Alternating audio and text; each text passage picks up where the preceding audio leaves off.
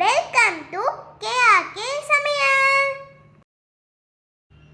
Hello everyone, இன்னைக்கு சாதத்துக்கு ஏற்ற சூப்பரான ஒரு குழம்பு ரெசிபி தாங்க பார்க்க போகிறோம். வாங்க பார்க்கலாம். மணத்தக்காளி கீரை இருக்கு இல்லைங்களா, அந்த காயை வச்சு தான் இந்த குழம்பு பண்ண போகிறோம். இது எங்கள் சைடு இதை வந்த காயை சுக்கட்டி காயின்னு சொல்லுவாங்க. வாங்க பார்க்கலாம் சுக்கட்டி காய் குழம்பு எப்படி வைக்கிறதுன்னு. முதல்ல குழம்புக்கு மசாலா ரெடி பண்ணிக்கலாம். அதுக்கு ஒரு கடாயில் ஒரு டேபிள் ஸ்பூன் எண்ணெய் ஊற்றி, எண்ணெய் காஞ்சதும் ஒரு டேபிள் ஸ்பூன் கடலைப்பருப்பு, ஒரு டேபிள் ஸ்பூன் கொத்தமல்லி, ஒரு டீஸ்பூன் சீரகம் போட்டு நல்லா வறுத்துக்கோங்க. அது கூடவே கொஞ்சமாக மிளகு, கறிவேப்பிலை சேர்த்து நல்லா வறுத்துக்கோங்க. ஸ்டவ் மீடியம் ஃப்ளேம்லேயே இருக்கட்டுங்க.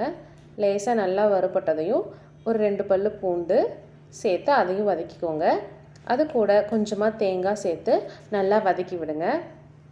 இப்போது குழம்புக்கு தேவையான மசாலா ரெடி.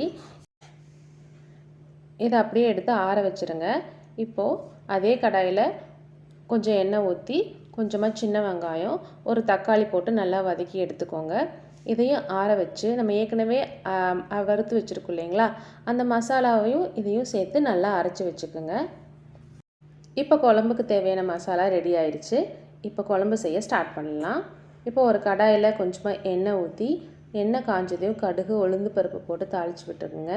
இது கூட கொஞ்சமாக சின்ன வெங்காயம் போட்டு தாளித்து விட்டுட்டு, வெங்காயம் நல்லா வதங்கினதையும் இது கூட ஏற்கனவே நம்ம எடுத்து வச்சுருந்த மணத்தக்காளி கீரையோட காய் இருக்குது இல்லைங்களா, அந்த சுக்கட்டி காயை சேர்த்து நல்லா வதக்கி விடுங்க.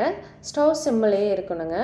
ஒரு நிமிஷம் நல்லா வதங்கினதையும் காய் நல்லா உப்பி வரும். இப்போ இது கூட கொஞ்சமாக நான் வெந்தயம் சேர்த்திருக்கேன்.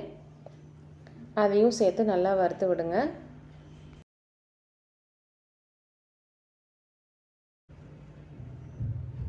இப்போ காய் நல்லா பதங்கி வந்துருச்சு. இப்போது நம்ம அரைச்சி வச்சுருந்த பேஸ்ட் இருக்கு இல்லைங்களா, அது இது கூட சேர்த்து வதக்கி விடுங்க. இப்போமா கொஞ்சமாக மஞ்சள் தூள், மிளகாய் தூள் சேர்த்து கொஞ்சம் நேரம் வதக்கி விடுங்க. இப்போ கொஞ்சமாக தண்ணி சேர்த்து வதக்கிக்கோங்க. இது கூட கொஞ்சமாக புளி தண்ணி சேர்த்திக்கோங்க. குழம்புக்கு தேவையான தண்ணி சேர்த்து நல்லா மிக்ஸ் பண்ணி விடுங்க. இந்த ஸ்டேஜில் உப்பு, காரம் இது எல்லாமே நீங்கள் செக் பண்ணிக்கிட்டு பத்தலைன்னா நம்ம ஆட் பண்ணிக்கலாம். ஒரு 5 மினிட்ஸ் சிம்மிலேயே வச்சு நல்லா கொதிக்க வைங்க. கொஞ்சம் நேரம் கொதிச்சதையும் அந்த மணத்தக்காளி கீரையோட காய் எல்லாம் அழகாக மேலே மிதக்குது பாருங்கள். இப்போது நம்ம குழம்பு ரெடி ஆயிடுச்சு. ஃபைனலாக கொஞ்சம் கொத்தமல்லி தழை தூவி ஸ்டவ் ஆஃப் பண்ணிடுங்க. சுவையான சுக்கட்டி காய் குழம்பு ரெடி ஆயிடுச்சு. நீங்களும் இதை ட்ரை பண்ணி பார்த்துட்டு எப்படி இருக்குன்னு கமெண்ட் பண்ணுங்கள். நம்ம கேஆர்கே சமையல் சேனலை லைக் பண்ணி சப்ஸ்கிரைப் பண்ணிட்டு கமெண்ட் பண்ணி